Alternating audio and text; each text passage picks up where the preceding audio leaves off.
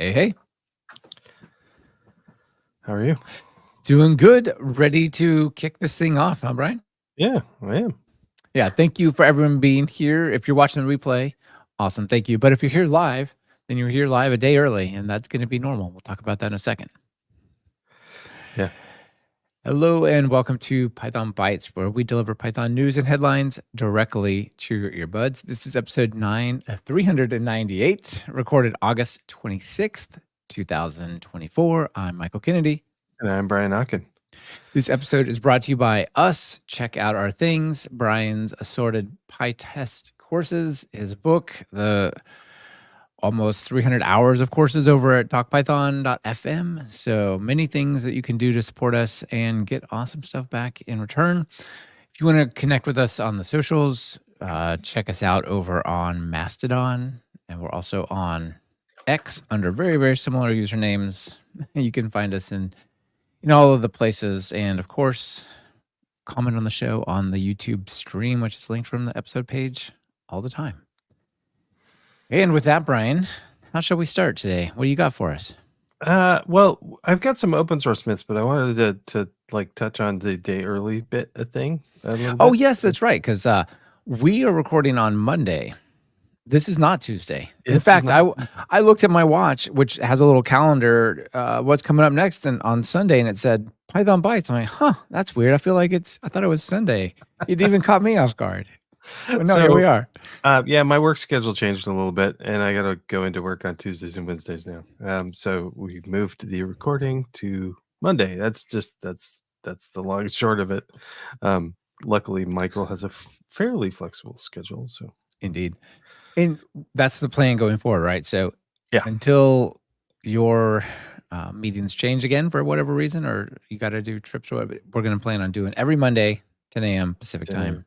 Yeah. And we'll get to that a little later. We've got a little cheat sheet for people to be able to look up when it's going to be recorded. So. Oh, indeed. Yeah. Very cool. Okay. So our first item, though, I just wanted to talk about how awesome open source is. I'm working on open source software. And I was, there's somebody named Josh Bressers on Mastodon posted a list of open source myths. So myths about working in open source or using open source. And he started the list. And then on Mastodon, let's see, most projects have more than one maintainer. Yeah, usually it's just one, which is, surprising to me also.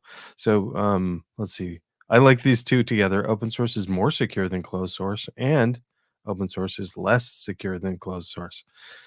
So both at the same time, they can exist. And so, and then he said, got any others? And a whole bunch of people sent him back myths.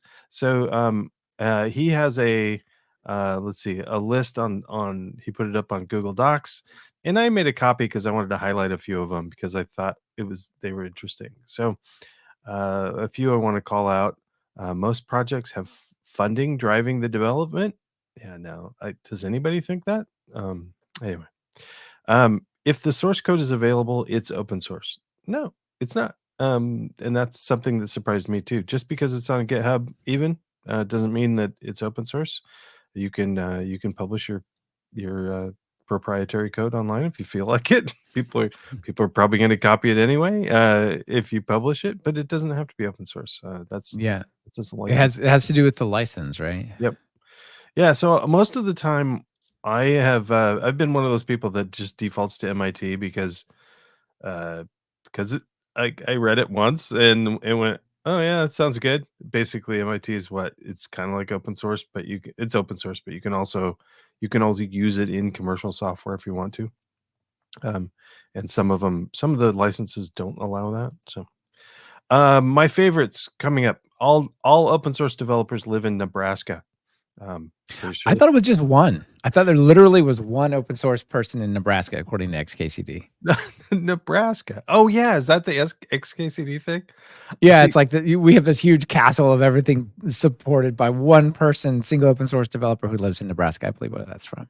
So, so Marco says, "Hey, I don't know if he's upset about not being in Nebraska or being the one developer in Nebraska. Not sure." So I thought it was Kansas because aren't all the Django people in Kansas? Yeah, Lawrence. And then let's see, all open source is run by hippies. Sure. Wait, but it's in Nebraska, and hippies aren't in Nebraska, so or maybe they are. Are there hippies in Nebraska? I don't know. Never been there. Open source means it costs $0. Well, you can use it without paying, but it doesn't cost zero to make it. Everything is being rewritten in Rust. It does seem like that lately, but no, there's a lot of stuff that's not getting. We'll talk more about that one later. Yeah, I guess that's a decent segue. No, this is a cool, a fun list of some of them are useful items. Open source makes you rich. No, it doesn't. Well, maybe it makes some people rich. It hasn't worked for me yet. Yeah. Anyway, fun list. So thanks, Josh, for putting this together. Yeah, that's a really excellent one, actually. I love it. Okay, on to my first item. Got a bunch of things that I'm going to cover, and I know you do as well, Brian, this week. So some of them will go fast, some we'll dive into. Mostly we'll go fast through them. So this one is a feature capability framework matrix for people who do functions as a service, or AKA serverless. Okay. Right? I'll go on the record and say I am somewhat skeptical about the usefulness of serverless, but I know for some people and for some of their setups, they absolutely love it. And certainly for there are tons of interesting use cases around serverless. All right. Certainly the most common one is Lambda. Yeah, AWS Lambda, I would say. And we also have Azure Functions, which is the serverless thing that lives in Azure. We previously talked about Cloudflare workers. And what's cool about the Cloudflare workers is that they run on WASM, or WebAssembly. Now, the WASM ones start to get really interesting to me. So if I've got a Docker container in AWS and it spins up every time there's a call to one of my functions, okay, interesting. Maybe I should just have a Docker container running instead of like a bunch of start, stop, and sort of a funky pricing you're not totally sure about. There's a pricing chart you can get into. But the reason I really thought this was interesting is there's a couple of them that run on the client. As far as I know, there's not necessarily even a per usage fee there because it's running not on their infrastructure. It's just shipping some bytes. So one of them, we talked about Cloudflare. Another one I want to talk about is from Fermion. This is Python 3.11 plus. And if you scroll over, hiding on the side, there's a link. There's this thing called Spin. Don't know if you've heard of it, Brian. I've never heard of it. No. Spin Python SDK. So it says, we'll look at how to build a serverless app using Python and deploy it to Fermion Cloud in a few simple steps. And it talks about how all this stuff works. It's based on a plugin called PyToWasm. And oh, by the way, this may run in their cloud. I can't remember this because you can run PyToWasm. You can run WASM code locally, or you can run it in the browser, right? So yeah, it could go either way. But basically, this gives you a WebAssembly super lightweight foundation to run Python code for your app, which I think is pretty awesome. So here's this grid. The news item is this matrix of these comparisons, but some of them that it points out here are based on WASM, which is pretty interesting. The Fly.io one is based on MicroVM. It talks about which frameworks you can use to directly program it, like Fast API for Cloudflare or Spin for Fermion, Flask for Google. A lot of interesting stuff here and how to process it. And then also the pricing. Yeah. This is actually timely because I have a project I was thinking about doing some Lambda functions and things like that. So yeah. serverless. Yeah. Was it last time or the time before where I said I highlighted something where someone had gotten like a $96,000 bear sale bill for doing some of their processing? Yeah, that'll catch you off guard. So you want to know what you're in for. And this is a nice comparison. I think it's pretty neat. It's really, I don't know why it has to be so complicated.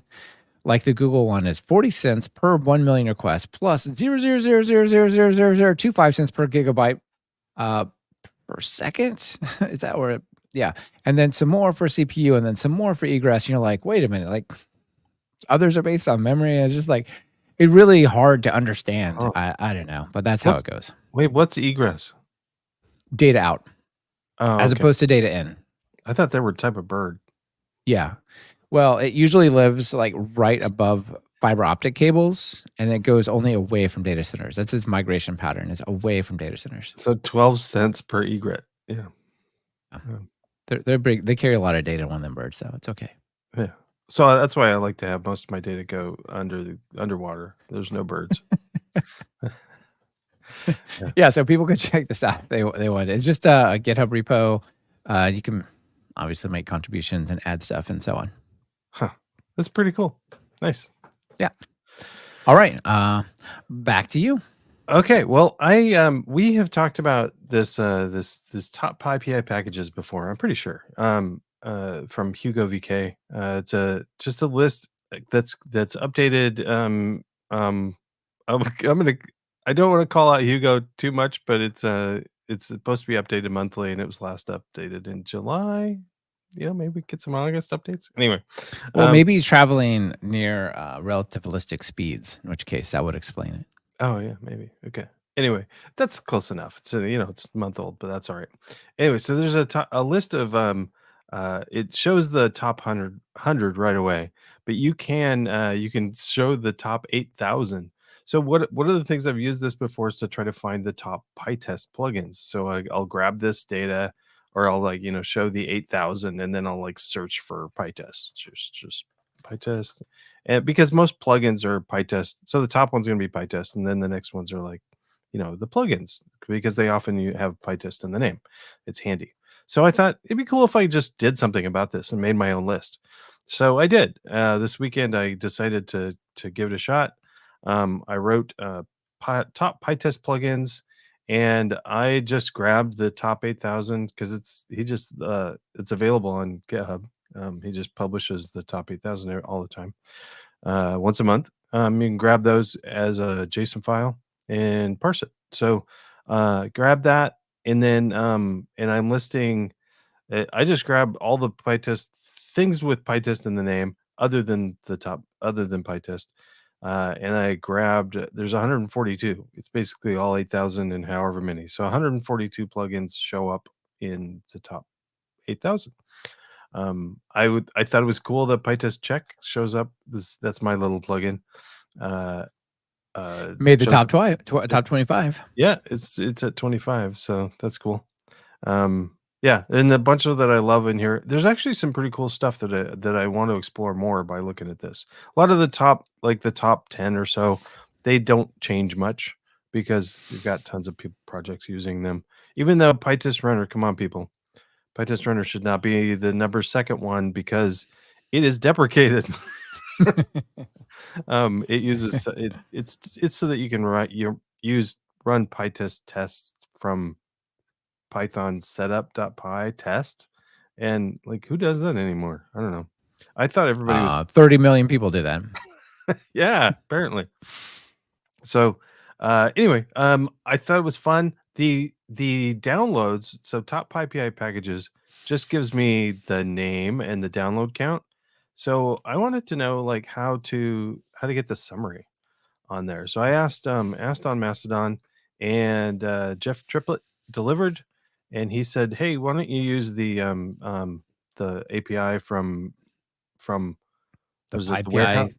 Yeah, PyPI Yeah. is built on Warehouse, and Warehouse has an API, so you can use it to get some interesting information. So I did that, and that's how the summaries come in. I wrote up a blog post about it, so that's linked, about how this is done. And then publish the code also, so you can check it out. And then I was like, it's dumb code. Why I'll publish it anyway. Why not? And Jeff Triplett says, yeah, it needs cleaned up a bit. So he threw it into Claude 3.5, and came up with what Claude says is the better code. So anyway, he also added Rich. So I have to incorporate this. Rich and Typer. Yeah, he added Rich and Typer, and really didn't add much code. So, green. He did the download count in green, and the packages in magenta, and the download counts are in green, and the number is in cyan. I don't know how to say that. So thanks, Jeff. So anyway.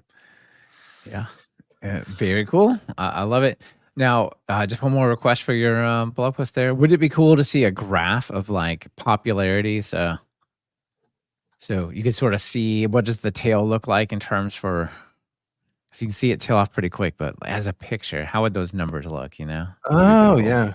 Graph of okay, so graph of popularity, that'd be fun. I wanted to see there's a couple other things I wanted to see, like the which Python version that it supports, because Mm. and I also kind of want to dig in a little bit to see which ones it's tested against. So if there's some way to look into the code to see it supports 3.8 and above often, but is it tested on 3.12 yet? Sort of things. Yeah. Be interesting. The other Does it support free threading? oh yeah. I don't know. I don't know. The other thing that I thought would be cool was somebody requested this on Mastodon, some trending for like keeping track of this over time and seeing some deltas, like which ones are going like upward trends or downward trends or something. Oh yeah, that would be cool to see where the momentum is for them. Yeah. Oh, one of the things I did want to shout out for Jeff, his version of this it also takes the package name as a input, so you can, if you wanted to look for things with Django in the name or things with something else like JSON in the name or something, you can search for those as well that way with his. So I'll have to incorporate Excellent. that. Yeah, that's super cool. And Henry out there says a badge given the rank would be fun. Given the rank. So you could put it on your GitHub README. It says like number 26 most popular PyTest. Oh yeah, plugin, something like that. I'm reading into this, but that's what I think. Yeah. Star count, skip star count. Does that matter too much? Yeah, perhaps. All right. Derivative of star count. Is it going up? Like how fast? Anyway, let's carry on. You're gonna have a whole master's thesis to work on here. Definitely bike shed this for a long time, but we could. Yeah, we could. Okay. Let's hit the big news of the week. Which big news? Yeah, I swooped in. I know you're going to cover it as well. I learned you were going to cover it after I grabbed it as a topic. So this comes from the Astral folks and Charlie Marsh, and maybe I'm going to have Charlie on Talk Python and me to cover this tomorrow or in a week. I'm not sure. He's traveling, I think, or something like that. So we'll see if we can make it happen tomorrow. But very soon, Charlie's going to come on Talk Python. I'm going to dive in deeper into this, but let's spend a few minutes on it. Here's the announcement. The official announcement is UV. We've talked about UV before. It's started out as kind of a pip replacement, but it's growing to do more and more things now. And the announcement is UV, a unified Python packaging. So there's been a lot of trends in Python packaging about tools that disintermediate pip and some of the other things we do with like lock files. And there's sort of been two takes. One take is we build stuff inside Python. Then once we have Python and we have this tool, then we manage our projects. I'm thinking of things like Hatch or Poetry. On the other hand, there's been things that try to manage Python from the outside. And probably the most well-known one is PyEnv, not pipenv, PyEnv, which gives you your Python, or maybe Nox Tox for testing, and it'll manage the Python and the environments. And so Charlie and Astral are coming at this from that outside perspective more, right? Here's a tool that doesn't depend on Python. And until recently, it's been a fast way to do pip things and pip compile and so on. But now this is a big announcement for here's the thing that can kind of be Cargo. Cargo is the Rust version of this. I think there's a lot of inspiration for a lot of people around that. I don't use Rust, so it doesn't inspire or disinspire me. Just whatever. But here's the thing.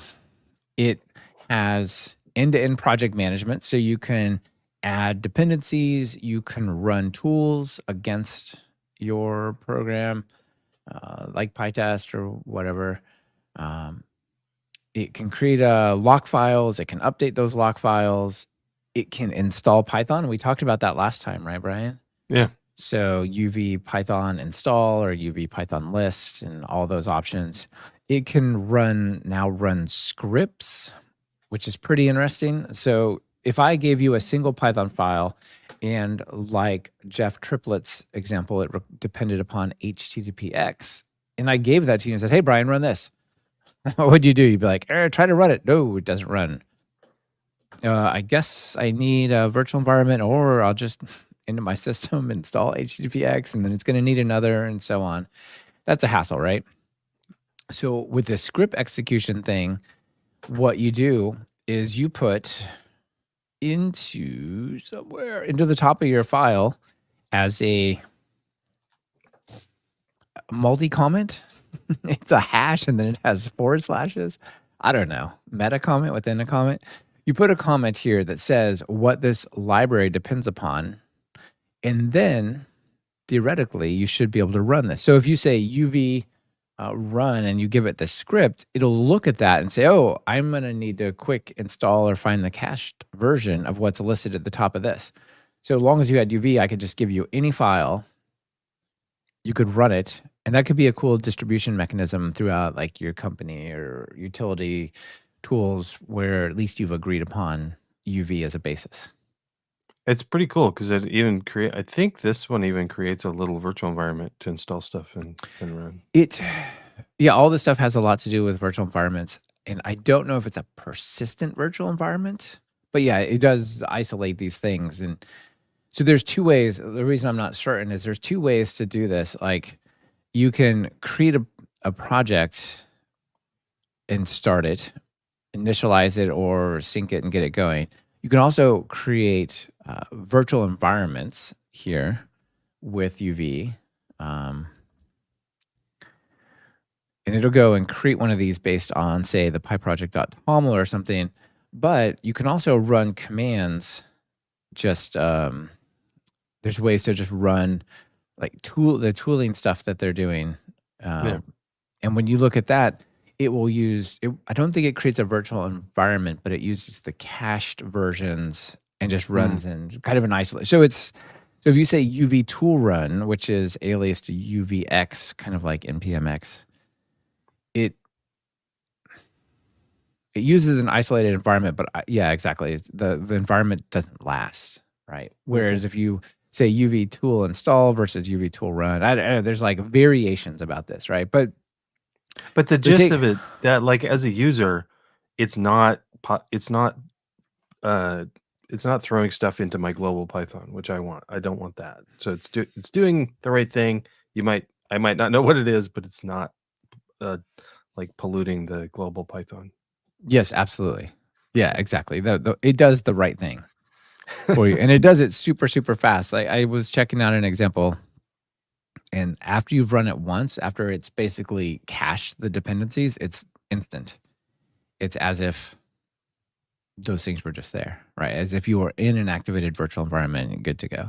Yeah. I've been changing my workflow over to all of this, especially so that we did kind of cover it last week, but all the neat things that I saw in UV were all like they'd be like experimental. They're not experimental anymore. They're all locked in. So yeah, absolutely. This is the big release we have in the audience. Makeshift says super into UV primarily for Python management, interested in script execution and packing that up into something that acts like a single binary executable. Yeah, it kind of does give you the sense of, as long as you're connected to the internet, here's a thing that's always ready to run all versions of Python, all dependency, regardless of the dependencies or regardless of the version that it says, assuming that it's in the UV Python listing, you can just run it, right? And if it's not there, it'll download it. But if it is there, it'll use the cache version, and off it goes, which is pretty awesome. Yeah, you bring up something interesting that I haven't tried. Is like if you run all these tool chains for a while, and you disconnect from the internet, what happens to you? I think if it's cached, it's okay. But if it's not cached, it's probably not okay. Okay. Makes sense. That's what I believe. Yeah, because the speed at which it runs, I doubt that it's every time checking, unless you ask it to do an update. There's like the sync and lock commands versus run and so on. There's other interesting things we're diving into here. For example, like the Docker integration. If you don't even want this thing on your computer, you can actually get a Docker version and run it, and then just alias commands to your Docker container or things like that. Or it talks about how to build it using Docker, or like here you go, for example. Here's how you would get it to install and run something using a Docker command and so on. So there's a lot of things going on. GitHub Actions, pre-commits. This is a super deep project. If you look at release, if you look at workspaces, this is a lot of stuff around mono repos. So if you've got a bunch of different packages and you want them all to be treated as kind of managed by one thing here, but you can say I have a dependency. This part of my code has a dependency in another part of my code. Please install it as you're running with it, or just run it in editable form out of this directory. A lot of stuff going on here. I've been checking it out this morning. So I'm going to let people dive in more for themselves here and maybe listen to the Talk Python episode from with Charlie soon. However, also want to say thank you to a couple of folks who sent in this. Skylar Casco and John Hagan both sent in and said, hey, you guys should check out these things around this announcement. One is Simon Wilson. Speaking of living in Kansas, he no longer lives in Kansas, but part of the Django team. He wrote a blog post called UV Unified Python Packaging, huge release from the Astral team, and basically says, this has been out for a couple of hours. Let me just give you my real quick impressions. This is kind of like a walkthrough almost. Like, here's what I think is important from it. I think more interesting perhaps is to bump over to Omnivore here and look at what Armin Ronacher said, original creator of Flask, most recent creator of Rye, R-Y-E, which has been something kind of trying to do this a little bit, but not as ambitious. Yeah. And he handed over ownership of Rye to the Astral folks as well. So it's kind of, some of this stuff is kind of a blending of these things. So his article is super interesting. There's a lot of opinion and takes on it. Put a few highlights here in Omnivore. So, for example, when creating Rye, he says, one of the things I mentioned there is that the goal of a packaging tool has to be that it will dominate the space. Okay. That is, it's awesome that it's last. Not in like if you're second, you're the first loser. Not in that sense, but in the sense for it, like, really to make a big impact, it has to be the way, right? If there's 20 ways, this is the way. Yeah, it more of like the Mandalorian thing. This is the way. That's right. So if it's going to simplify the Python experience, it can't be that there's 20 ways, different and unrelated ways to simplify. There has to be a way we kind of agree on, right? And then I don't agree, but that's okay. Yeah, no, I hear you. I really want everyone who gets to learn and experience Python not to remember it as an old language with bad tooling, but it is an amazing language with stellar developer experience. Unfortunately, that's not the case today because there are so much choice, so many tools that are not quite compatible, and by the inconsistency everywhere. That's what he's getting at. He said, well, I think UV is poised to be this tool. Now's the moment to step up as a community and start to rally around it. Yeah. Need to take the next step. Say some of these tools are no longer recommended. For example, we stopped recommending easy install and took them out of our guides. So I recommend that you consider making UV an option in your documentation. Also has a little bit of interesting commentary about, well, this is VC funded. What if they turn evil? I don't think that they will, but what if they did? And he talks about that as well. So, yeah, we can always fork it. Yeah, let's see what Henry has to say as well out there. It says this is basically mostly faster pipx replacements, the script runner, tool management, tool running without installing first. I agree. I didn't point it out, but you're right that there's a lot of overlap of pipx and this, although I think there's more to it as well. Yeah, one of the things I'm interested in is there's been I've never really there's something about nothing really against PDM, but my experience with it was just not what I like to do. And the UV tools have taken a lot of the ideas from PDM as well, which is interesting that they're taking the inspiration from all over the place. So They are. One of the things I don't necessarily like is a lot of it turns the Python package and sort of environment and project management into UV project and package management. So, for example, Hmm. you type UVX run or UV add instead of pip, just pip install, right? Where the UV add will put it into the lock file and as the requirement and so on. Yeah, and And the lock file's even like uv.lock or something. yes, so I am quite excited about it. However, a lot of the stuff has, it's kind of founded on virtual environments, which if you just want to activate the virtual environment and go do your thing, once you maybe get your Python installed, if it didn't exist or whatever, then you can go on and do a lot of things the Python way without worrying about it. But it's going to be interesting what the adoption is. I'm going to talk to Charlie soon about it, and it'll be fun. Good. I'll listen to that one. Yeah, I'm super excited about UV in general, so we'll see where it goes. Yeah. All right. I believe that is it for our main items. Well, actually, based on your tab count, I'm guessing that you're feeling pretty extra. Yeah, this will go quick though. I wanted to point out that the Jeff Triplett rewrite of the top Python packages is already scriptified, UV scriptified. He included the script at the top to pull in the dependencies. And once you look at it for something you're familiar with, you're like, oh, that's easy. You're just adding like HTTPX rich and typer to the dependencies and telling which Python version. That's really all. I mean, there might be other stuff that you can do, but this is great to be able to just do UV run with this. So I wonder if the editors auto collapse that. It'd be awesome if you just never see that unless you want to. Like it collapses, it folds the code for those sections on open. Yeah, because if you had like some weird corporate thing that you had to stick at the top of your code, also you'd have to scroll down 3 pages before you get actual code. Yeah. Yes.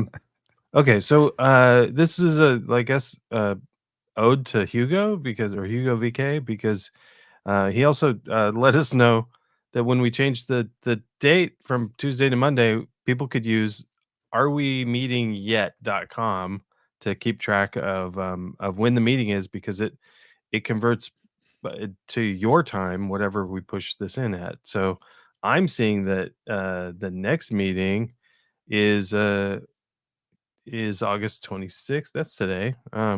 So but if you go here when we're not here, it'll tell you that there's like a meeting coming up, and it'll show how much time left, and there's even a calendar entry that you can add there. So that's fun. And then a link to I added the link to the live stream, so if you click on the live stream link, you can see the live stream. So then that's the real way, because this is, if you do a are we meeting yet.com, it doesn't update if we ever have to change things. But yeah, the time is embedded in the URL. It just adapts to that time and the title for your location. Yeah, so if you really want to make sure, check out the live stream link.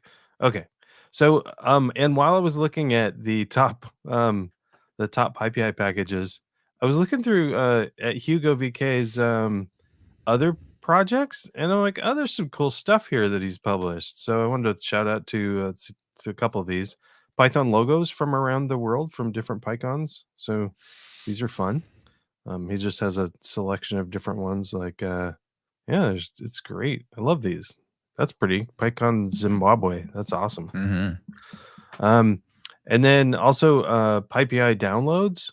It's some tools for Python tools with the download counts for versions over time, which is sort of fascinating how slow some stuff like gradually gets down. So what are we looking at here? We've got 312. So we've got this blue is 310, 310, 11, 12 is blue is up in this top right corner.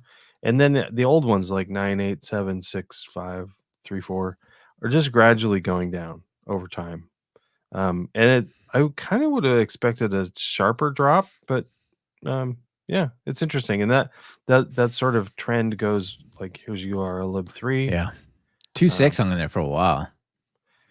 Yeah. Well, and 2.6 did like take a long time to completely disappear. 2.7 is down into the like single digit percents, but it's not gone away. So yeah. Anyway, interesting. The other thing, he's got Python. There's a bunch of stuff. Python core devs I thought was interesting, of different core devs and their when they started and stopped. So I didn't know that people stopped. I thought we were like core dev for life or something, but you don't have to be, I guess. So interesting graphic. The last thing I wanted to extra is that at pythontest.com, we've got the courses, of course, and they're going really well, and I'm excited about that. The other thing we've added is when I had it on the other platform, I used to be on Teachable. Now we're on Podia. But Podia has a community thing, so we've added community options so that if you like, for instance, this is great about the community options, because if you bought the physical book, but you have a question, how do you get that answered? Well, you can hop on and join the community here. So then you can ask questions. Do you have any extras for us? Oh, I have many, but I'll make them quick as well. The Python course for coding in a castle in October 5th to 12th is happening, and the time is coming up short for if you want to be part of it. So I would love to spend a week with you in Italy, half programming and half drinking wine and traveling around. So if you're interested in being in that and you're like, oh, maybe that would be interesting. Well, the time is now to sign up, because we're going to it'll be done, and soon, the applications will be closed. Also, follow up from last week. Remember I talked about Pi Awaitable? I'd been waiting for it.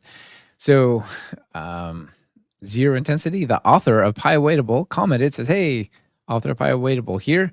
Thanks for showcasing you were right. The PEP didn't get published with a number. I was working with Peter Victorin on it, and we only got as far as the discussion thread. But unfortunately, something that only uses the public API doesn't make a strong proposal, so the draft got scrapped and turned into documentation.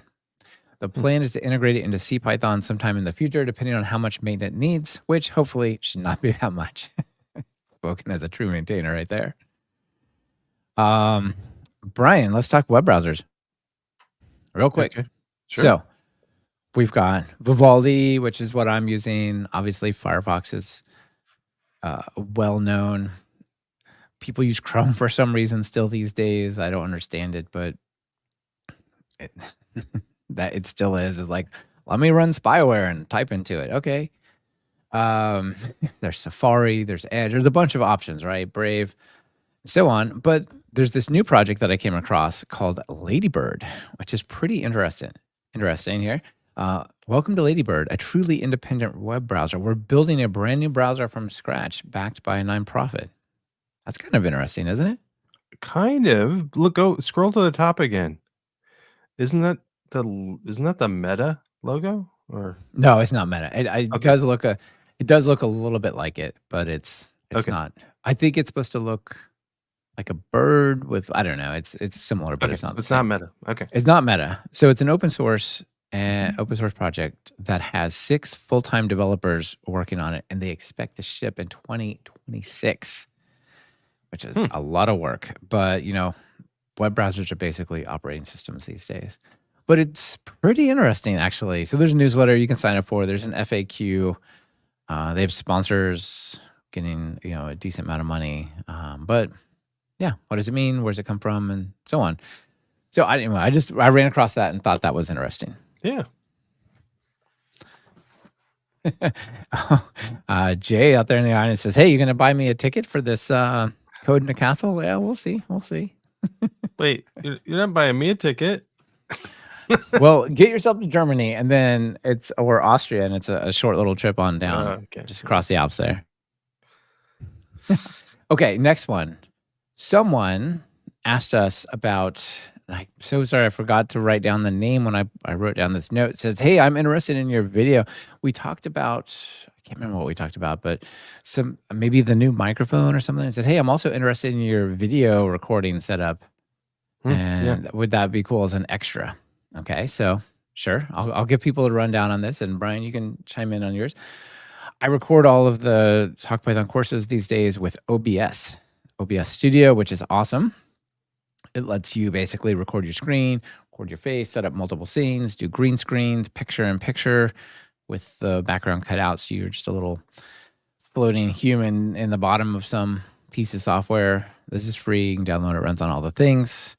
I encourage people to contribute and donate to it. Like if you really use this a lot, they have a Patreon thing, so I support them on Patreon. But this is really nice for recording, setting things up, and then controlling it with my Stream Deck rather. This is a really cool little bit of software that lets you change the lighting, change what's shown, stop, start, pause, etc. Also have, for some reason, the product page for the Elgato key light says that their store is undergoing maintenance, but the rest of the website is up. So they point over here, so I can show you at least on Amazon. I've got some cool Elgato key lights that can control with the Stream Deck and multicolor and stuff. That's really fun. And then finally, edit all of this with DaVinci Resolve. DaVinci Resolve is super fun software. They use it for a lot of the Marvel movies, I believe. They use it for Spider-Man. So it's kind of intense. If you open it up, you're like, what am I supposed to do with this? But if you just stay in the little edit section with the timeline, then it's pretty manageable and pretty nice to use. So that's also free. So that's what I'm doing these days. Cool. Yeah. I'm doing a lot of that. I want to try the open OBS. OBS. I'm currently using Camtasia for recording stuff, not for this show, but for courses and stuff. I use Camtasia. And Camtasia is oddly, it works better on Windows than it does on Mac because you can export multiple. It's actually something I'm looking for in a Mac is I want to be able to record everything in one project and then export multiple videos from one project. And you can't do that with Camtasia. I don't think you can do that with that other DaVinci. But maybe you can. I just don't know how. But anyway. Maybe. Yeah. I have maybe 100 videos for some courses, and they're all in like one project in DaVinci. It's pretty nice. Also, I'm using Stream Deck. I love Stream Deck. And the key lights, they're great. The one thing that you didn't mention was what camera you're using. Oh yeah, I've used a whole bunch, so this is not a strong recommendation. But I'm using the Elgato. You can't even click that thing. The Elgato. What is it called? Facecam Pro. That's what it's called, which is like a 4K camera. That's pretty good. Yeah, it's pretty good. Yeah, it's pretty good. The color's a little bit off. Like it's hard to get just real natural colors. I'm using the Logitech Logi, little tiny camera, which is decent. I think I used that before, and it's also real nice. Yeah. Yeah, but it'd be fun if I tried this other one, and also so that we looked a little more similar. I'm usually showing up lighter than you. Might be a lighting thing, but anyway. Yeah, for sure. Let's see. Also, just to round this out, for the live streams, we use StreamYard. We've been happy with that. Yeah, StreamYard is really good, really good. And Jay Miller out there says, if you're doing both recording and streaming, I recommend Ecamm. Massive fan. They built Zoom stream support, which is, Jay does some cool live streaming as well. So, all right. That was actually a kind of a long-winded answer, but that's what we're doing, folks, for those of you who are interested. Yeah. Anything else, or are we up to the joke? I am ready to tell a joke. And now, this joke has no graphic. No No graphic, but I thought I would put, just for the live stream here, I would put a picture of a really nice data center so people can appreciate their code running in like an awesome place here. Okay. Yeah. It's terrible. Okay. It's a really bad, looking place there. So here's the joke. This is like a Alcoholics Anonymous meeting type of thing. Okay. Which alcoholism is not funny, but making fun of DevOps is. So let's do it in that style, right? This joke is adapted from a joke Blaze wrote and sent in. So this is the DevOps support group. Are you ready, Brian? Yeah. Hi, my name is Bob. Group. Hi, Bob. It's been 42 days since I last SSH'd into production. Applause from the group. But only 4 days since I actually took down the website. Someone in the back. Oh, Bob. Oh, Bob. That's funny. Yeah. It's a good one. Yeah. You don't want to be the one who took down the website.